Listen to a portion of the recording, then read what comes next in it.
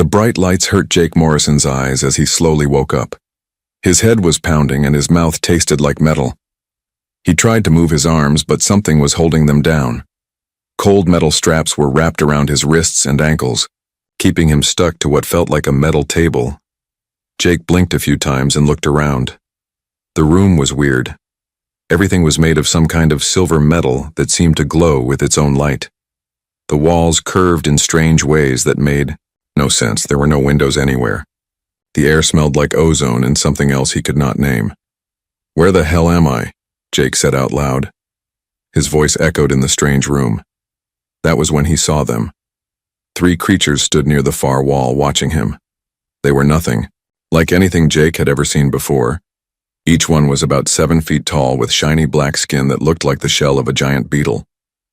Their heads were shaped like triangles with 2 huge eyes that looked like they were made of hundreds of tiny mirrors. When they moved, Jake could hear their feet clicking on the metal floor like high heels. "Well, this is new," Jake said, trying to keep his voice steady.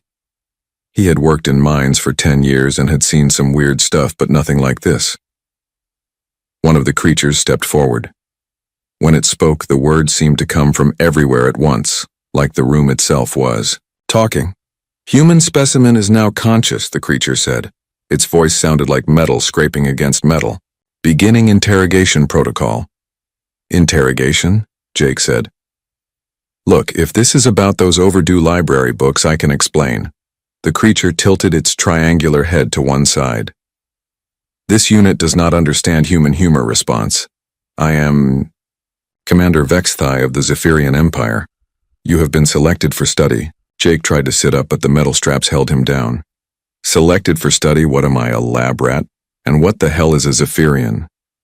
"You are the first human we have captured," Commander Vexthai said. "Your species is unknown to us. We must learn about human weaknesses before we conquer your planet." Jake stared at the alien commander. "Conquer? You guys are planning to invade Earth?"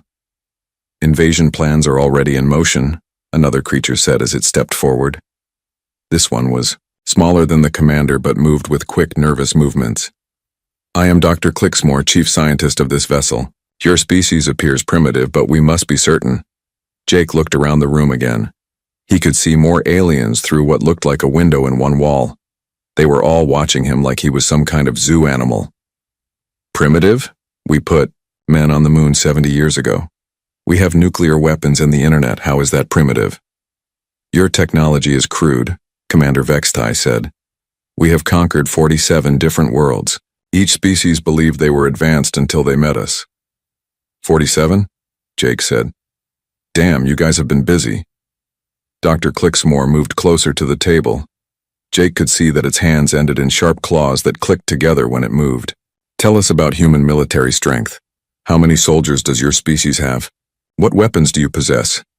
Jake thought about this for a moment. He was a mining engineer, not a soldier. He knew about digging holes and moving rocks, not about military stuff. "I work in a mine," he said. "I dig holes for a living. I don't know anything about the military." "You lie," Commander Vexthai said. "All captured specimens claim to know nothing of military importance." "I'm not lying," Jake said. "I was just doing my job on asteroid mining station Delta 7 when you guys showed up. One minute I'm checking rock samples, the next minute I wake up here." The third alien, who had been quiet until now, stepped forward. This one was different from the others. Its shell was a darker color and it had more scars across its surface. "Perhaps this human tells the truth, Commander. The location where we found him contained only mining equipment." "Thank you," Jake said to the scarred alien. "At least somebody around here has some sense." Commander Vexthai made a sound like steam escaping from a pipe. Jake guessed that was probably not a happy sound. "Very well. If you are truly just a worker, then you will serve as our test subject for human psychological evaluation." "Test subject?" Jake said. "I don't like the sound of that." Dr. Clixmore moved to a control panel on the wall. "We will determine human fear responses. Every species has weaknesses that can be exploited. Once we understand what terrifies humans, conquest becomes simple." Jake tried to keep his voice calm. "Look, can we talk about this? Maybe there's some kind of misunderstanding here. Humans are pretty reasonable people. We could probably work something out.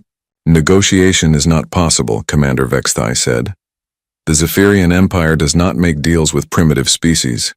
We conquer or we destroy. That's a pretty limited worldview, Jake said. You ever consider that maybe some species might have something to offer, like, I don't know, friendship, trade agreements, really good pizza? The aliens looked at each other. Jake could not read their expressions, but he got the feeling they were confused. This human exhibits unusual behavior, Dr. Clixmore said to the commander. Most species show fear when captured. This one makes jokes. Maybe I'm in shock, Jake said. This is definitely not how I plan to spend my Tuesday. Commander Vexthai moved closer to the table. You should be afraid, human. We have methods of extracting information that have broken the will of every species we have encountered. Jake looked up at the alien commander. Even strapped to a table and surrounded by hostile aliens, he found himself more curious than scared. Growing up in Detroit had taught him that most bullies were just scared kids with anger problems.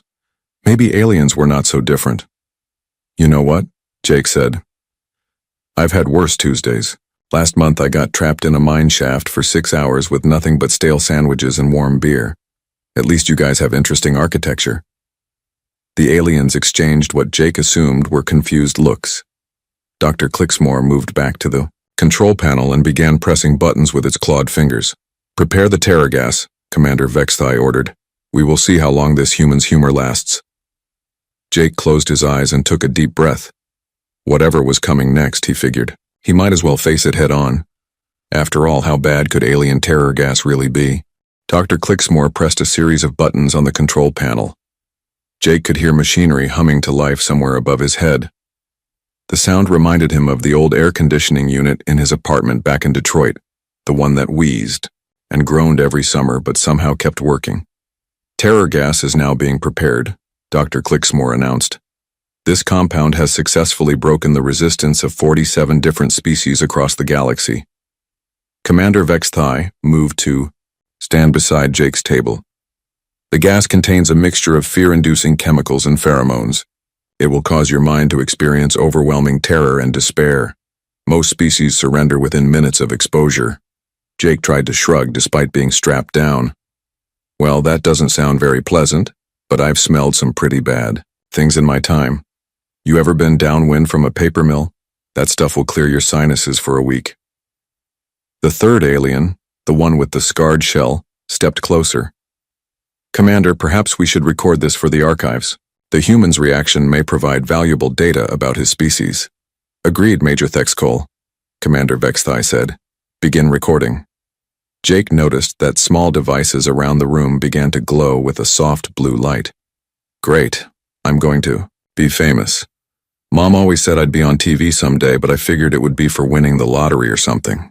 Dr. Clixmore looked at a display screen covered with alien symbols. Terror gas concentration is now at optimal levels, releasing into containment chamber in 3, 2, 1. Jake heard a soft hissing sound from vents in the ceiling. Say. Thick green gas began to pour into the room. It moved like fog, rolling and swirling as it filled the space around him. The gas had a heavy, oily texture that seemed to stick to everything it touched. The alien stepped back and watched through the window as the gas surrounded Jake. He could see them looking at their instruments, waiting for him to start screaming, or begging for mercy. Instead, Jake took a deep breath. The gas hit his lungs and he immediately recognized the smell. His eyes widened in surprise, but not from fear. A huge grin spread across his face. No way, Jake said, taking another deep breath. This is incredible. The aliens pressed closer to the window. Dr. Clixmore was frantically checking its instruments. Holy shit, Jake continued, breathing in the gas like it was fresh mountain air. This smells exactly like my dad's garage back home. You got motor, oil, rust, and... Wait, is that methane? Oh man, this is bringing back memories. Commander Vexthai's voice crackled through the intercom. The human appears to be experiencing equipment malfunction. Check all sensors immediately.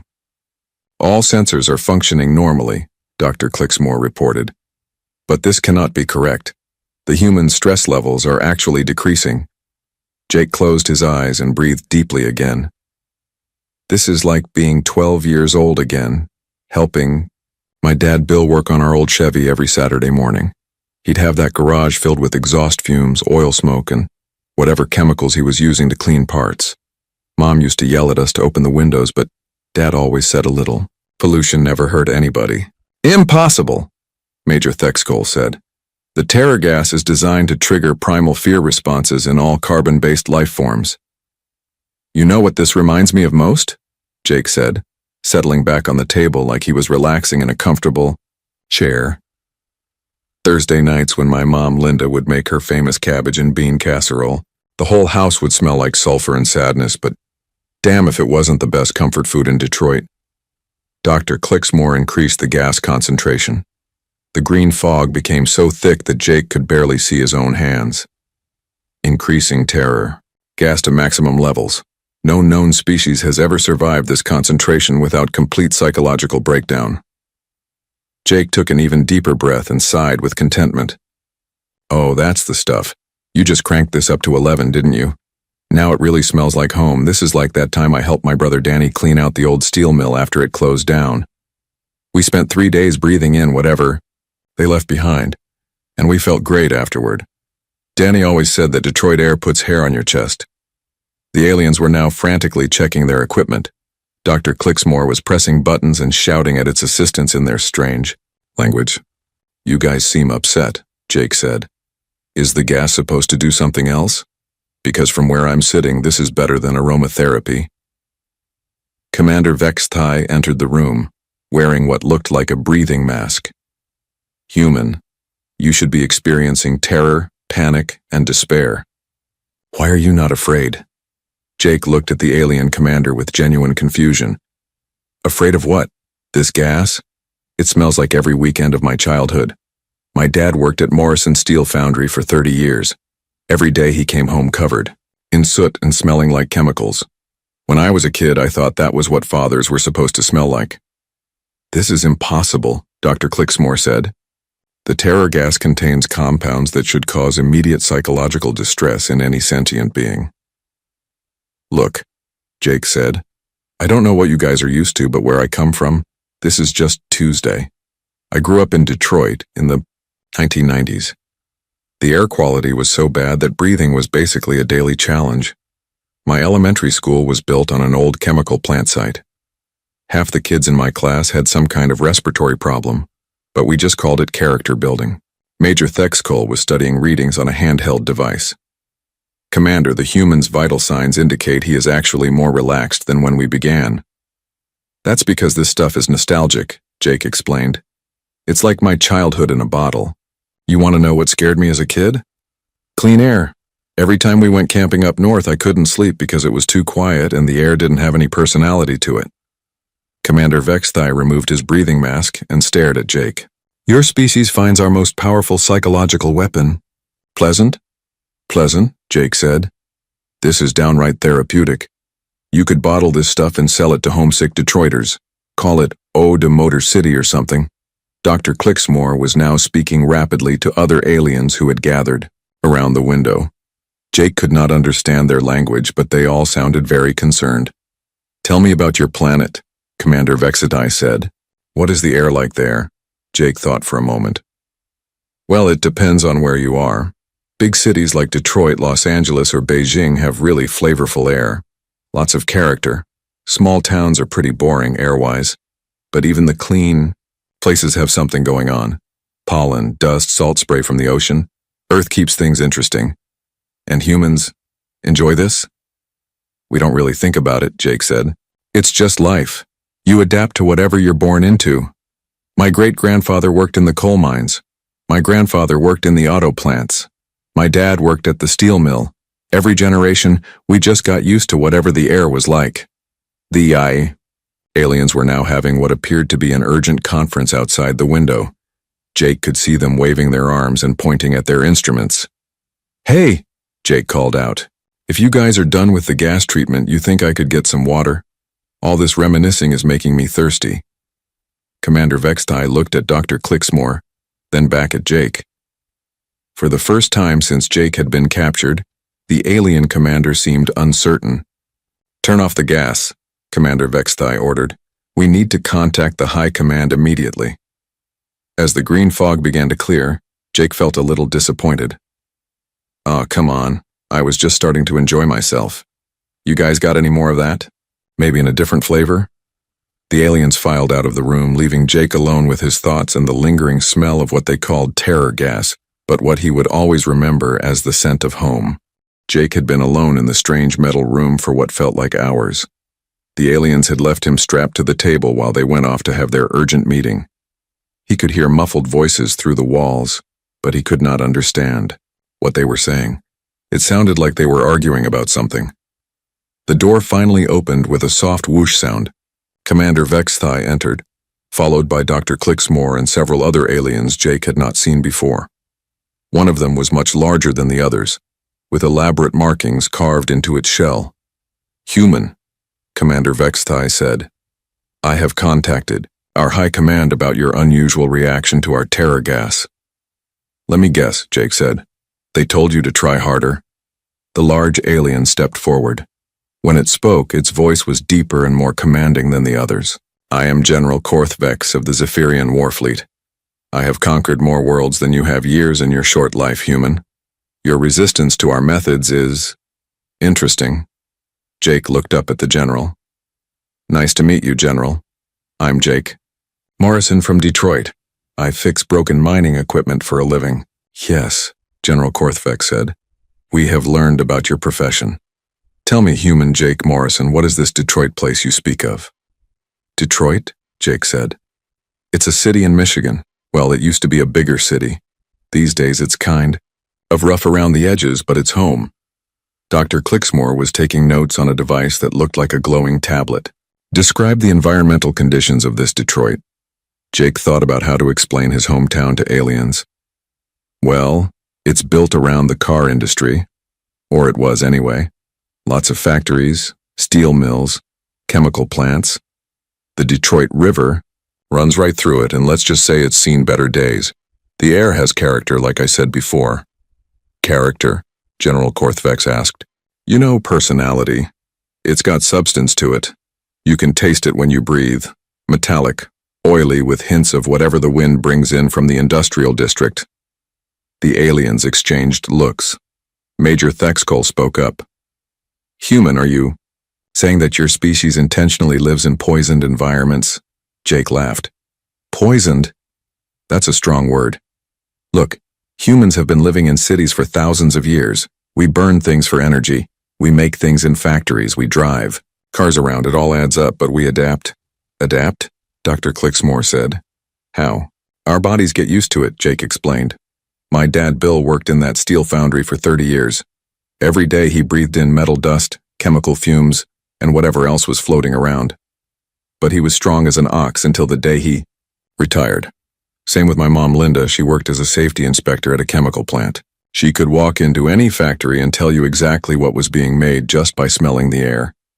General Korthvex moved closer to the table. "Your parents worked in what we would consider hazardous waste facilities?" "Hazardous waste?" Jake said. "They were just jobs. Good-paying jobs, too. My whole family worked in heavy industry. My brother Danny specializes in cleaning up chemical spills. My uncle Pete ran a salvage yard where they broke down old cars and machinery. We're not scared of a little dirt and grime."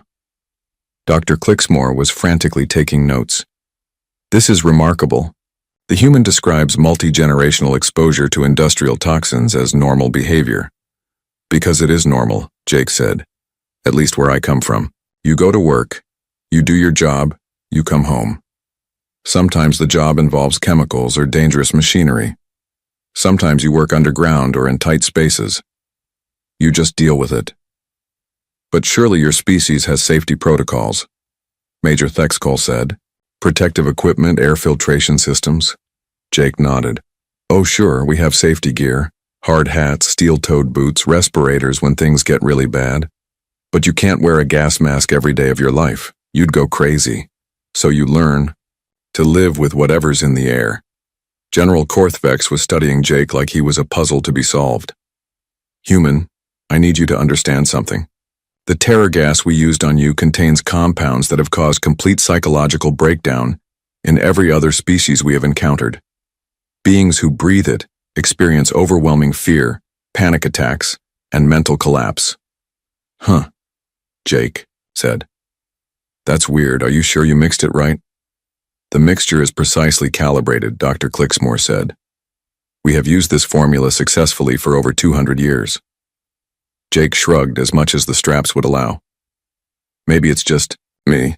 I've always had a pretty strong stomach. When I was a kid, I used to help my dad change oil in cars.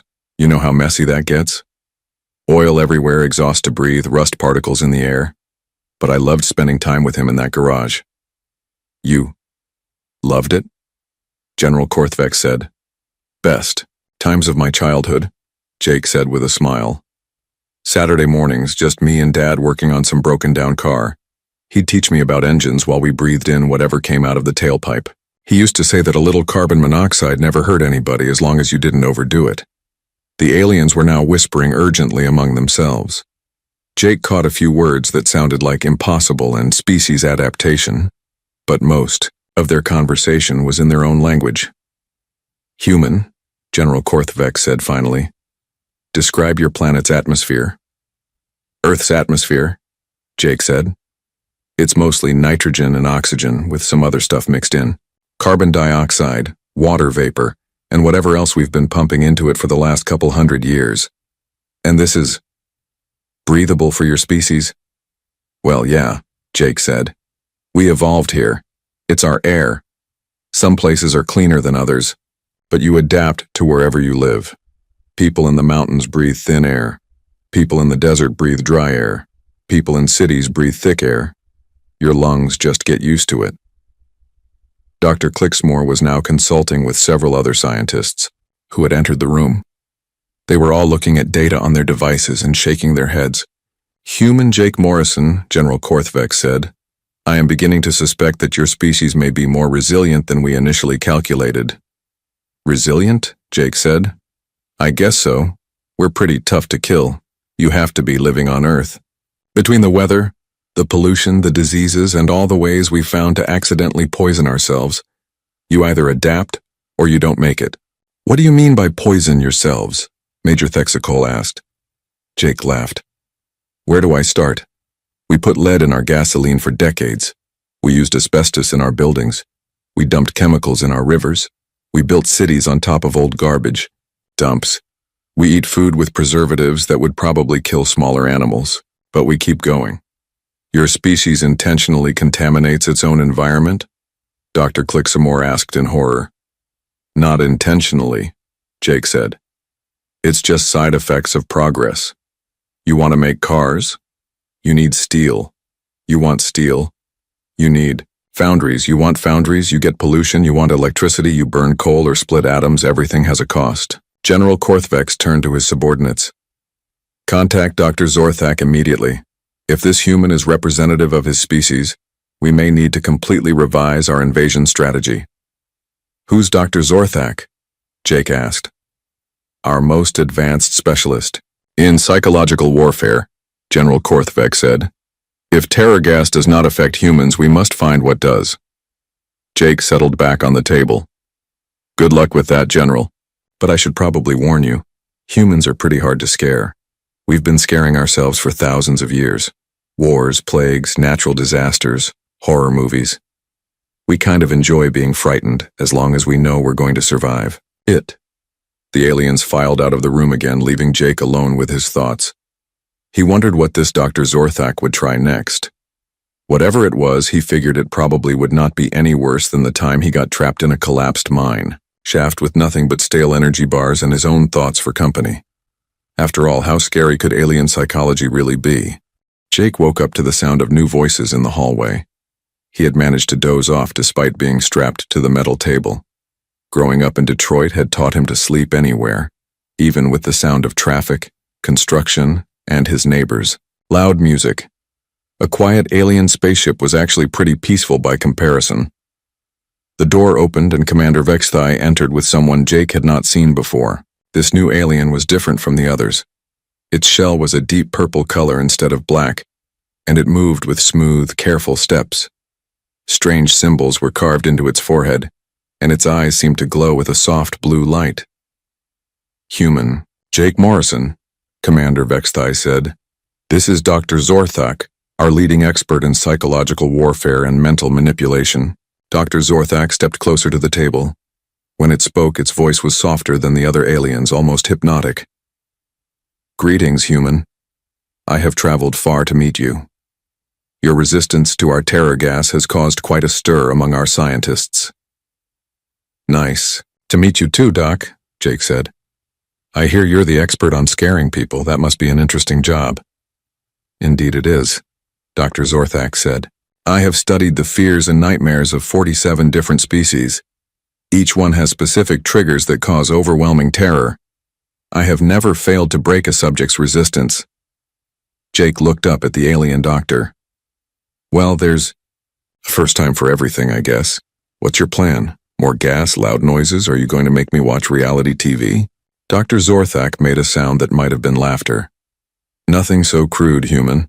I am going to use our most advanced psychological weapon. It is called the Nightmare Inducer.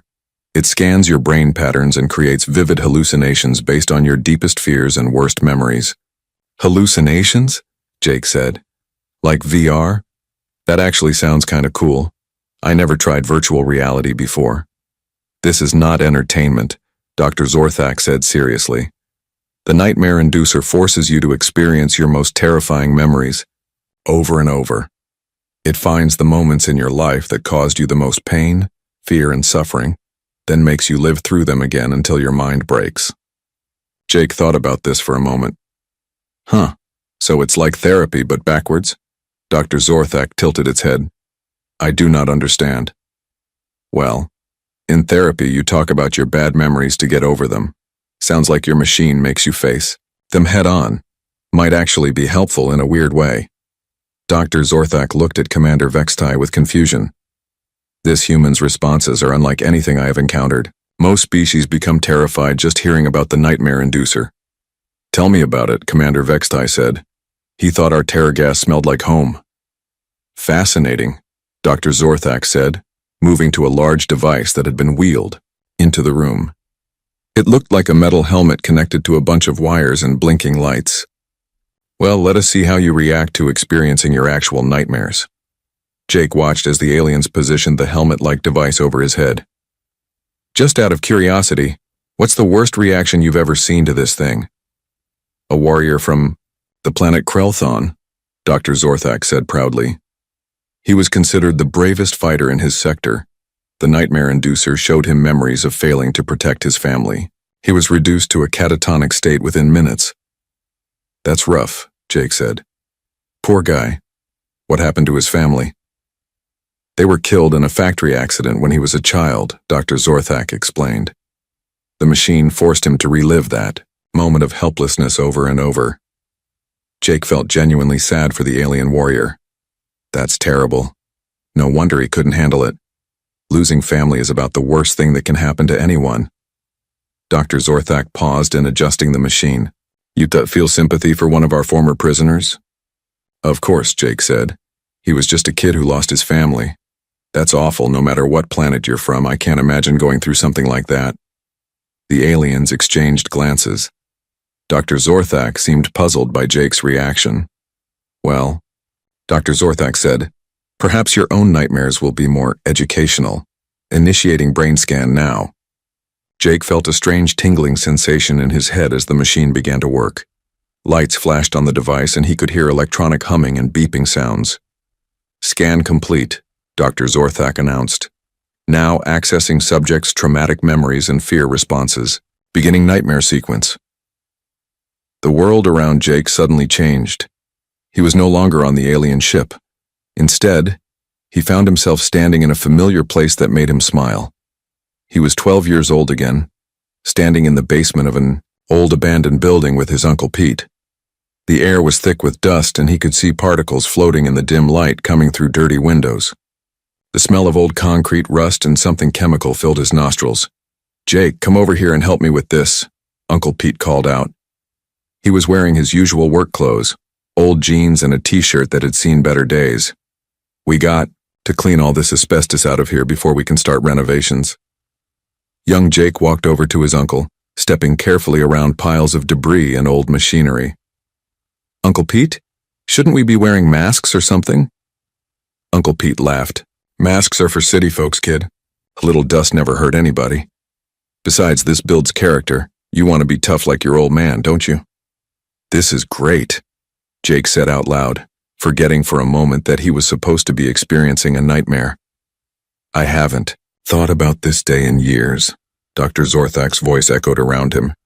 You should be terrified. The machine has identified this as a traumatic memory involving exposure to deadly toxins. Deadly toxins, Jake said, still looking around the basement with fondness. This is the day Uncle Pete taught me how to do real work. We spent the whole weekend cleaning out this old building. Sure, we probably breathed in some stuff we shouldn't have, but that was just part of the job. The scene shifted. Now Jake was 16, working his first summer job at his dad's steel foundry. The heat was incredible, and the air was full of smoke and metal particles. His eyes were watering and his throat felt raw, but he was proud to be working alongside his father. This should be causing severe psychological distress, Dr. Zorthak said, sounding frustrated. The toxicity levels in this memory are off the charts. Are you kidding? Jake said. This was one of the best summers of my life. Dad was finally treating me like an adult. I learned how to operate the machinery, how to read the metal temperatures, how to stay safe around molten steel. It was like being trusted with the family secrets. The nightmare machine tried again. This time Jake found himself in a collapsed mine shaft, trapped in darkness with the sound of dripping water and creaking metal. He was 24, working his first mining job, when a support beam had given way. Now we have isolation, darkness, and mortal danger, Dr. Zorthak said confidently. Surely this will trigger panic responses. Jake looked around the dark tunnel. Oh man, I remember this. I was stuck down here for almost 8 hours before the rescue team got me out. But you know what? It wasn't that bad. I had my emergency supplies, and I just sat there thinking about life. Actually made some important decisions about my career while I was waiting. What decisions? Commander Vextai asked. I decided I really loved mining work, Jake said. Being underground, working with rock and metal, solving problems with heavy machinery. Some people think it's dangerous, but I think it's honest work. You know exactly what you're dealing with. The machine cycled through more memories. Jake trapped in a chemical spill, laughing with his co-workers about how they all smelled like rotten eggs. Jake working overtime in a factory with broken ventilation, bonding with his team as they joked about breathing character-building air. Jake helping his brother Danny clean up an industrial accident, proud that his family was trusted to handle the dangerous jobs that other people couldn't do. Each memory that was supposed to terrify him instead filled Jake with warmth and pride. These were the moments that had made him who he was, the times when he had proven he was tough enough to handle whatever life threw at him. Dr. Zorthak finally shut off the machine. The alien doctor was standing very still, staring at the readouts, with what Jake assumed was disbelief. Well? Commander Vextai asked. Did it work? Dr. Zorthak slowly shook its head. This is impossible. The human's stress levels actually decreased during the nightmare sequence. He became more relaxed and happy as the traumatic memories played. That's because they weren't traumatic, Jake explained. They were character-building experiences. Every one of those memories represents a time when I proved I could handle tough situations. Why would I be scared of my own accomplishments? Dr. Zorthak looked at Commander Vextai with something that might have been panic. Commander, I believe we may have severely underestimated this species. If this human is representative of his kind, our standard psychological warfare techniques will be completely ineffective. So what do you recommend? Commander Vextai asked. Dr. Zorthak was quiet for a long moment. I recommend we contact the High Command immediately. We need to completely reconsider our approach to these humans. Jake settled back on the table, feeling more relaxed than he had since his capture. If it helps any, Doc, I think you guys seem pretty reasonable. Maybe we could just talk about this instead of trying to scare each other. The aliens looked. Jake had been alone for several hours when the door finally opened again. This time, a group of aliens entered that he had never seen before. They were bigger than the others, with more elaborate markings on their shells and what looked like medals or badges attached to their armor. The largest alien stepped forward. Its shell was a deep gold color, and it moved with the confident stride of someone used to being in charge. When it spoke, its voice filled the entire room. "Human Jake Morrison," the alien said. "I am Admiral Thexvara, Supreme Commander of the Zephyrian War Fleet. I have come to speak with you personally." Jake looked up at the impressive alien. "Nice to meet you, Admiral. I'm guessing you heard about my little chat with Dr. Zorthak?" "Indeed I have," Admiral Thexvara said. "Your reaction to our psychological warfare techniques has caused quite a stir throughout our fleet. We have been forced to completely reconsider our invasion plans for your planet." "Invasion plans?" Jake said. "You're still thinking about invading Earth?" Admiral Thexvara gestured to the other aliens, who began removing Jake's restraints. "That is what I have come to discuss with you. Please, sit up. We need to talk as equals." Jake sat up slowly, rubbing his wrists where the metal straps had been. It felt good to move again after being stuck on that table for so long. "Equals? That's a new approach. I like it better than being a test subject." "Yes. Well," Admiral Thexvara said, "our previous methods appear to have been inadequate for dealing with your species." Commander Vexthai entered the room, looking nervous. "Admiral, are you certain this is wise? The human could be dangerous." Admiral Thexvara looked at Commander Vexthai with what Jake assumed was annoyance. "Commander, this human has been exposed to our most powerful weapons and responded by becoming nostalgic. I believe we can manage a conversation." Jake stretched his arms and legs, working out the stiffness. "So what did you want to talk about?" "Admiral, I want to understand your species," Admiral Thexvara said. "We have conquered 47 worlds using fear and intimidation. Every species we have encountered has specific weaknesses that we can exploit. But you seem to have no weaknesses at all." Jake laughed. "Oh, we have plenty of weaknesses, we just don't scare easy. You want to know what really scares humans?" "Yes," Admiral Thexvara said eagerly. "What terrifies your species?" Jake thought for a moment. "Boredom. Nothing scares a human more than having nothing to do. We're always looking for challenges, problems to solve, things to build or fix. You want to torture a human? Stick them in a perfectly safe, comfortable room with no work to do. They'll go crazy within a week." Dr. Zorthak entered the room, still looking shaken from his earlier experience. "Admiral, I have completed my analysis of the human's psychological profile. His reactions are consistent with a species that has evolved under extreme environmental pressure." "Explain," Admiral Thexvara said. "The human's planet appears to be what we would classify as a death world," Dr. Zorthak said. "Toxic atmosphere, unstable climate, dangerous wildlife, and a population that has spent thousands of years making their environment even more hazardous." Jake nodded. "That's a pretty accurate description of Earth. We're not the nicest planet in the galaxy, but we make it work." "But why?" Admiral Thexvara asked. "Why do your people choose to live in such conditions?" "We don't choose it," Jake explained. "It's just where we evolved. Earth is our home. Sure, it's got problems, but every place has problems. The trick is learning to work with what you've got." Admiral Thexvara began pacing back and forth. "This changes everything. We assumed your species was primitive because your technology is less advanced than ours. But now I understand that you are primitive in the same way that a wild animal is primitive. You are perfectly adapted to survive in conditions that would kill us." "Hey now," Jake said. "We're not animals. We're just tough.